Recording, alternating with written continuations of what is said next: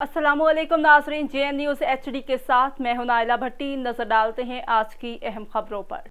खबर शामिल करते हैं हमारे JN न्यूज़ के डिस्ट्रिक्ट रिपोर्टर खादिम हुसैन की बताई हुई तफसील के मुताबिक गुज़िश्ता दिन पाकिस्तान से राय की पार्टी ने माशाल्लाह वसीम होटल में पाकिस्तान की 75वीं यौम आज़ादी और बैरिस्टर ताज मोहम्मद खान लंगा मरहूम की सालगिरह के हवाले से रंगारंग तकरीबात मुनक्कद की गई। तकरीबात का आगाज परचम कुशाई से हुआ।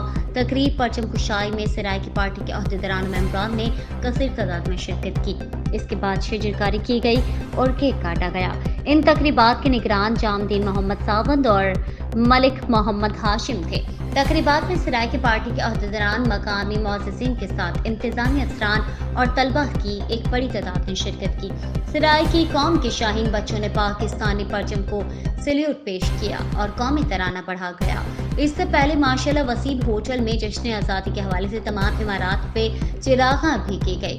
तकरीर से खिताब करते हुए सैयद शफकत हुसैन बुखारी और मलिक मोहम्मद यासीन ने खिताब करते हुए बताया कि पाकिस्तान सराय की पार्टी सरायकियों की शिनाख्त सुबह सरायकिस्तान बन जाने तक अपनी जद्दोजहद जारी रखेगी। हम पाकिस्तान को कायद-ए-आज़म और अल्लामा इकबाल के बताए हुए मेरिट और ईमानदारी के उसूलों के मुताबिक चलाने के लिए कोशा है।